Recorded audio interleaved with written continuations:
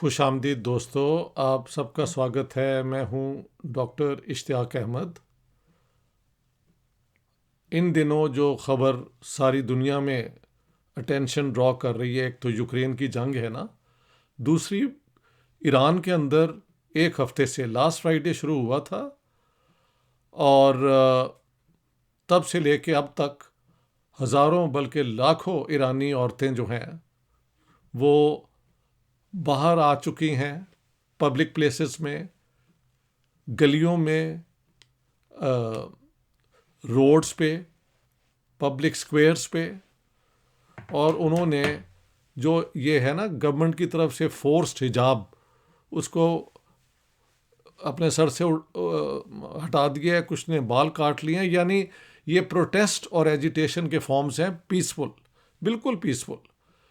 क्योंकि Iranian so called Islamic इनकलाब ने जितना एक डिक्टेटोरियल कंट्रोल औरतों पे किया है, वो अपनी जगह एक मिसाल है।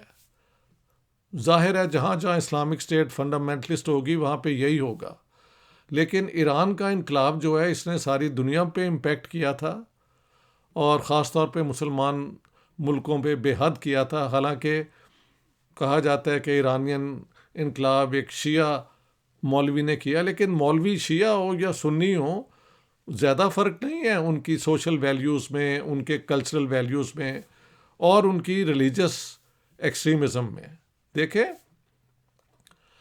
ईरान की किस्मत सेकंड वर्ल्ड वॉर के बाद इस तरह ख़राब होनी शुरू हुई कि जो एक वहाँ पे पहलवी डायनेस्टी बनी थी, Reza Khan was an officer of the Iranian army, then he captured the power. फिर उनके बेटे शाह रज़ा पहलवी जो हैं वो एम्परर बने, किंग बने।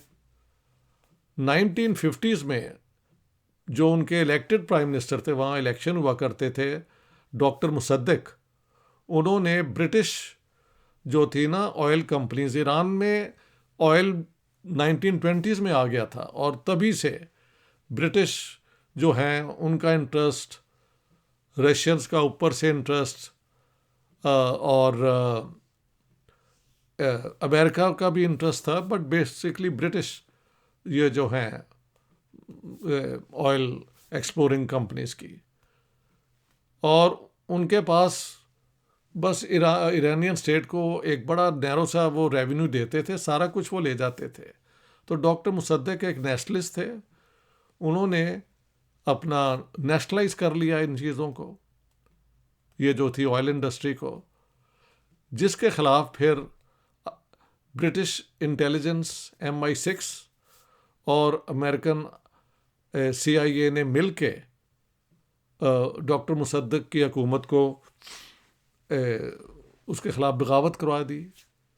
क्योंकि ये जो है अहमद रज़ा जो है, ही हैड रन अवे, और वो उनको वापस लेके आए। और उसके बाद जो ईरान है उसमें हुकूमत अहमद रज़ा पहलवी की जो है वो मॉडर्नाइजिंग तो बहुत थी। लड़कियां भी स्कर्ट्स पहन रही थीं, यूनिवर्सिटीज़ में आ रही थीं, लेकिन जो इतनी वहाँ पे वेल्थ आ रही थी, उसकी डिस्ट्रीब्यूशन जो है वो मिडिल क्लासेस तक या नीचे तक नहीं थी जाती।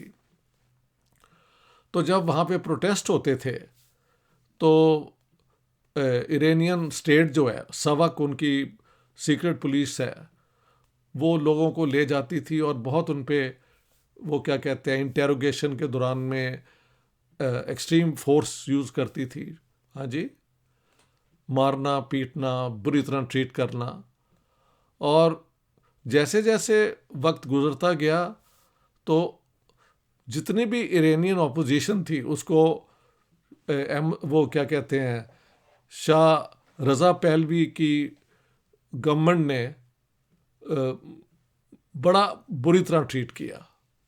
सिर्फ एक इंस्टीट्यूशन थी जिसको वो ब्रेकअप नहीं कर सके। वहाँ पे एक होती थी तुदे पार्टी, जो कम्युनिस्ट पार्टी थी, प्रो मॉस्को टाइप, और वहाँ पे एक लिबरल पार्टी भी होती थी और भी लोग थे, कुर्दिश पार्टीज भी होती थी। देखिए, ईरान बेसिकली तो पर्शियन स्पीकिंग है और वो शिया हैं, लेकिन एक पोर्शन ईरान का जो है वो कुर्दिस्तान भी है, जो ज़्यादा, बल्कि सारी महल सुन्नी है। और इधर बलूचिस्तान में भी, जो इरानियन बलूचिस्तान है, उसमें भी लोग सुन्नी हैं।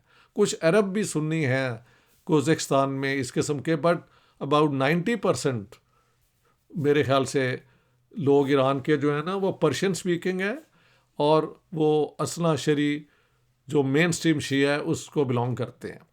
अहमद रज़ा, वो क्या कहते हैं, रज़ा शाह पहलवी एंड ऑल भी शिया थे बिल्कुल, लेकिन वो मॉडर्नाइजिंग अतातुर्क से इम्प्रेस हुए हुए तो वो एक मॉडर्न ईरान बना रहे थे, लेकिन उन्होंने पब्लिक के अंदर वो वेल्थ नज़र नहीं थी आती। मिडिल क्लासेस को फ़ायदा हुआ होगा। तो सब पॉलिटिकल पार्टीज़ को उन्होंने बुरी तरह रिप्रेस किया हुआ था, सप्रेस किया हुआ था, लोगों को जेलों में डाला हुआ था। तो उसके ख़िलाफ़ फिर आयतुल्लाह ख़ुमैनी, जो ख़ुद ईरान से भाग के या निकाल दिया गया था, पहले इराक में थे, फिर वो फ्रांस में आ गए। फ्रांस से फिर उन्होंने एक रेवोल्यूशन की कॉल दी। मैं तो I am witness to all that, मेरी तो आंखों के सामने हो रहा है। और फ्रांस की हुकूमत ने उनको एक जहाज़ में बंद करके तो भेज भी दिया, जब देखा गया कि शाह को वहाँ से भागना पड़ा है। और ईरानियन अवाम बिल्कुल आयतुल्लाह ख़ुमैनी के वापसी के हक़ में थे, और Khomeini became the ruler of Iran. शुरू में तो कहा कि मैंने तो पावर लेनी नहीं है, लेकिन फिर इतनी रिप्रेशन की कि जितनी भी वो थी ना पार्टीज़, लिबरल पार्टी और बाकी जो थे, उनको इन्होंने ख़त्म कर दिया। बल्कि शिया क्लर्जी जो है, सुन्नियों की क्लर्जी इस तरह ऑर्गेनाइज नहीं है। शियों की एक हायरार्की होती है जिसमें Ayatollah is the most learned scholar. हाँ जी, तो वहाँ पे होते थे आयतुल्लाह मदारी, जिनके फॉलोअर पाकिस्तान, इंडिया, अफ़गानिस्तान में बहुत थे। लेकिन after Khomeini came to power, तो मदारी को भी उन्होंने साइडलाइन कर दिया, एंड ख़ुमैनी के फॉलोअर्स जो हैं वो ईरान के ऊपर मुझे याद है इरानियन रेवोल्यूशन ने औरतों को बहुत टारगेट किया। वहाँ पे एक बहाई सेक्ट है, जिस तरह कादियानी पाकिस्तान में है, बहाई वहाँ पे एक सेक्ट 19वीं सदी में आया था, जिसकी अपनी एक रिफॉर्म पॉलिसीज़ थी।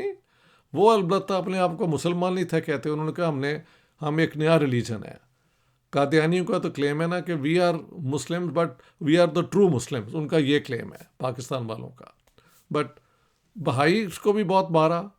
हाँ जी, और औरतों के लिए उन्होंने बड़े बड़े अजीब कानून बनाए। मुझे याद है उनकी जो थी ना ये मॉरल पुलिस, एक तो मर्दों की थी, एक औरतों का गैंग होता था, जो ये इतने इतने बड़े वो मटके लेके उनमें चींटियाँ रख लेती थीं। और जहाँ कोई लड़की बेचारी देखी जिसने नेल पॉलिश या कुछ लगाया, सज़ा के तौर पे उसका हाथ अंदर डाल देते थे, और वो हाथ इतना सूज जाता था कि वहाँ से निकालना मुश्किल था। तो औरतों के लिए, जैसे कि हमेशा फंडामेंटलिस्ट रिजीम्स करती हैं, बहुत पाबंदियाँ उन्होंने लगा दी। एक ऑफिशियल ड्रेस बना दिया हिजाब वाला, वो चादर भी कहा जाता है। ये है कि वो चेहरा दिखा सकती थी, एंड बट हिजाब हुजूब ऑल दैट हुआ। अब कई दफ़ा इसके ख़िलाफ़ प्रोटेस्ट भी हुआ है कि they are fed up of all this imposition of strict dress code by the ayatollahs and the followers of Khomeini. लेकिन ईरानियन स्टेट जो है वेरी वेल ऑर्गेनाइज्ड है। पाकिस्तान की स्टेट इस तरह ऑर्गेनाइज नहीं है। तो आपको अपोजिशन भी मिल जाती है, लोग हुकूमत का भी मजाक उड़ाते हैं, प्राइम मिनिस्टर का भी उड़ाते हैं, और तो और चीफ ऑफ स्टाफ का भी उड़ा देते हैं। हाँ, गालियाँ भी मैंने देखा अब तो पड़ रही हैं। बट ईरान में you can't open your mouth, it's such a complete dictatorship. हाँ, उन्होंने एजुकेशन पे जोर दिया है, वो इतने जाहिल नहीं है, क्योंकि ईरानियन सिविलाइजेशन जो है बहुत पुरानी है और बहुत सोफिस्टिकेटेड है। उसके अंदर क्या कहते हैं, मिस्टिसिज्म और फलसफे पे बहुत पुराने ज़माने में काम भी हुआ है बिफोर दे बिकेम मुस्लिम्स। और मुस्लिम होने के बाद भी फॉर अ लॉन्ग टाइम वहाँ पे सूफीज़म होता था और सुन्नी थे वहाँ के मुसलमान। लेकिन 1501 में वहाँ पे इस्माइल सफविद ने हुकूमत कायम की। वो शियाइज़म स्टेट रिलीजन बन गया और ईरानियों को उन्होंने फोर्स किया कि either you convert to Shiaism or you have to flee from Iran. तो जाहिर है फ्ली तो कम ही लोग किए और ज़्यादातर इंडिया की तरफ आए वो लोग। बाकी सारे they converted to Shiaism and Shiaism was the religion सबका, इरब पर्शियन स्पीकिंग का, विथ वेरी फ्यू एक्सेप्शंस। कुछ लोग अभी भी सुन्नी वहाँ पे आपको मिल जाएंगे Persian speaking, but very few. 90% Iranian असला शरी मेन स्ट्रीम शिया। और उसके अंदर फिर मॉडर्नाइजेशन जो शुरू हुई अहमद रज़ा ख़ान से शुरू हुई, उनके उसके बेटे ने कंटिन्यू की, क्योंकि जब एक दफ़ा 50 में उनका ओवरथ्रो हुआ था and he had to flee from the country when he was brought back by the Americans and the British, तो ही डेवलप्ड अ पैरानोया। और जो फिर स्टेट थी वो बड़ी डिक्टेटरशिप थी, टोटलिटेरियन टाइप, हाँ जी, अथॉरिटेरियन, एक्सट्रीम कंट्रोल। उसके खिलाफ सारी पॉलिटिकल पार्टीज जो हैं उन्होंने डिस्ट्रॉय कर दी थी। सिर्फ मौलवियों का ये जो नेटवर्क है शियाओं का, खुमैनी का और आयतुल्लाह का, वो कायम था। वो भी आयतुल्लाह ने बाकी आयतुल्लाह को साइडलाइन कर दिया और उन्होंने जो फिर इनकलाब किया उसमें कई बातें हैं। यानी इलेक्शन तो होते हैं लेकिन जितने भी कानून ईरान में बनते हैं वो एक मजलिस, एक कमेटी है जो जिसमें शायद 6 ये इस्लामिक लॉ के हैं, 6 मॉडर्न लॉ के हैं। वो हर बिल जो पास होता है उसको देखते हैं कि ये इस्लामिक है या नहीं, और उसके बाद वो कानून बनता है अगर उसको वो अप्रूव कर लें। तो मौलवियों का पूरा वहाँ पे होल्ड है, एक थियोक्रेटिक टाइप स्टेट है ईरान की। तो अब फाइनली द पीपल, जो ईरानियन औरतें हैं, जब एक कुर्दिश लड़की 22 साल की, हाँ जी उसका नाम मुझे भूल रहा है, बट वो कहीं आई हुई थी अपना किसी मेन सिटी में, तो शायद उसने सर पे ये जो इनका रिक्वायर्ड हिजाब है वो नहीं था पहना हुआ, या चादर, ज़रा उसके कपड़े शायद मॉडर्न होंगे। उसको ये पकड़ के ले गई मॉरल पुलिस और according to those who support her, उसको वहाँ पे पुलिस स्टेशन पे या जहाँ पे भी डिटेंशन सेंटर पे बहुत मारा और वो पुअर वोमन शी डाइड। उसके बाद ये प्रोटेस्ट हुए हैं स्पॉन्टेनियस, हज़ारों लाखों ईरानियन औरतों ने हिजाब के ख़िलाफ़ बगावत कर दी है। जाहिर है उनकी बगावतें इससे पहले भी 2-3 दफ़ा हो चुकी हैं, लेकिन वो स्टेट मशीनरी इतनी पावरफुल है, उन्होंने कंट्रोल सिस्टम ऐसा रखा हुआ है टोटलिटेरियन किस्म का कि हर एक पे उनकी नज़र होती है। कहते हैं कि वहाँ जाके आप ओपन बात ही नहीं कर सकते ईरान में। पाकिस्तान में तो यू कैन से एनीथिंग, क्योंकि सब कॉन्टिनेंट का मिजाज ही और है। उस किस्म की डिक्टेटरशिप कभी कायम ही नहीं हुई। इवन व्हेन ज़ियाउल हक had his Islamic system, people were still making fun of him and ridiculing him and so on. But try that in Iran. हाँ जी, एक और जो फ़र्क हुआ कि ईरानियन रेवोल्यूशन जो है वो एक बैकवर्ड रेवोल्यूशन है। 3 रेवोल्यूशन हैं दुनिया में जिनका जिक्र होना चाहिए। देखें, सबसे पहले फ्यूडलिज्म के ख़िलाफ़ फ्रेंच रेवोल्यूशन आई 1789 में। फ्यूडलिज्म ख़त्म हुई और मिडिल क्लास के इंटेलेक्चुअल्स, प्रॉपर्टी ओनर्स और इन लोगों को सिविल राइट्स मिले। सिविल राइट्स क्या होते हैं? The right to marry freely, the right to form associations, हाँ जी, ट्रेड यूनियन बनाना, ट्रेड यूनियन नहीं, क्लब्स आप बना सकते हैं, जो इरानियन फ्रेंच रेवोल्यूशन था।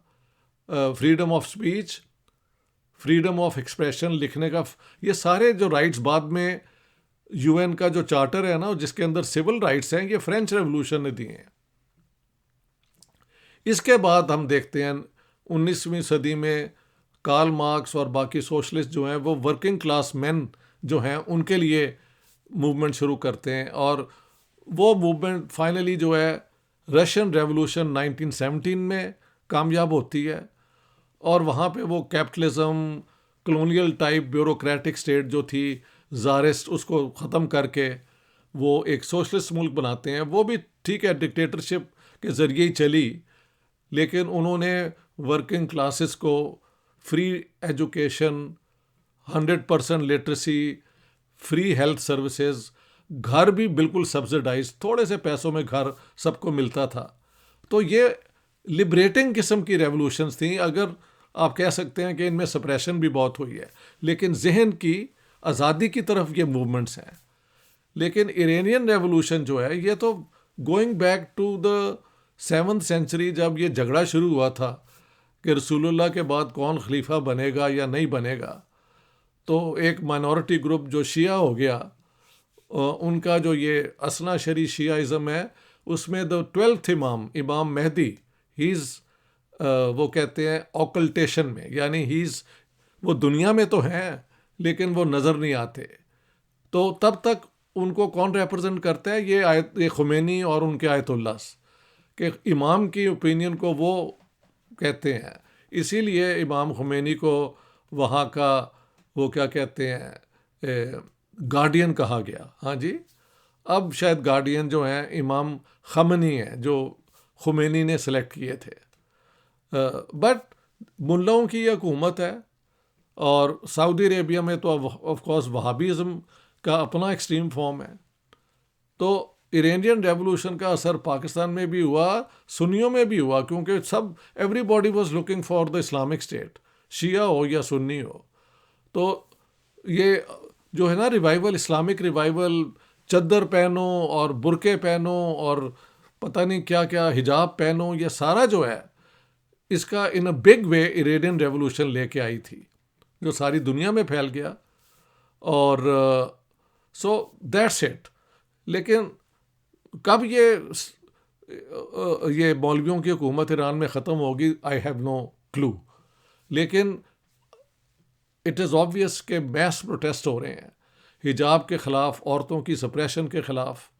हाँ जी, ये मत करो, वो मत करो, ये कपड़े, नेल पॉलिश ना लगाओ, सुर्खी ना लगाओ, पता नहीं चेहरा ये ना करो, वो ना करो। तो so this is the latest, और let's see which way the camel squats, जो हम कहते हैं कि ऊँट किस करवट बैठता है। क्या ये एक पूरा इनकलाब शुरू हो जाएगा? कुछ लोगों का ख्याल है कि may be this is the beginning of A more powerful revolution, I don't know. कई दफ़ा लोगों ने प्रेडिक्ट किया है। I am the one who doesn't make sweeping statements, but I thought I'll put everything in context, and you can look at now what is happening in Iran. इस background में आप उसको देख लें। ये वाकई एक डेमोक्रेटिक ह्यूमन राइट्स का प्रोटेस्ट है कि औरतों के ऊपर ये सारी क्वालिफिकेशंस, लिमिटेशंस, सप्रेसिव किस्म के लॉज, ये करो वो ना करो, क्यों हैं? So let my sympathies are with the Iranian women, जो इस कुर्दिश लड़की 22 साल की जो है मारी गई है। ये भी मैं बता दूं कि इरानियन गवर्नमेंट ने कहा है कि नहीं जी, उसको तो हार्ट अटैक हो गया है, और ये जो है ये बाहर से लोगों को तैयार किया गया है, कंस्पिरेसी है against Iran. So we must understand the Iranian position also. But हमारी स्टेट्स हमेशा जब when they are in trouble, they always point to a foreign hand. कई दफ़ा फॉरेन हैंड होता भी है। So I am not here to reject the claims and all that. I'm saying these are the claims. नज़र तो ये आता है कि बाहर से इस तरह की कंस्पिरेसी नहीं होती। हज़ारों लड़कियों को, औरतों को, लाखों को, मे बी मिलियंस को वो लेके आ गए हैं। हाँ भाई, कैसे हो सकता है? नहीं, ये ईरान के अंदर जो है ना सप्रेशन, ये उसके ख़िलाफ़ एक वो क्या कहते हैं, फाइनली प्रोटेस्ट है। So that's what I wanted to talk about today. All the best for now.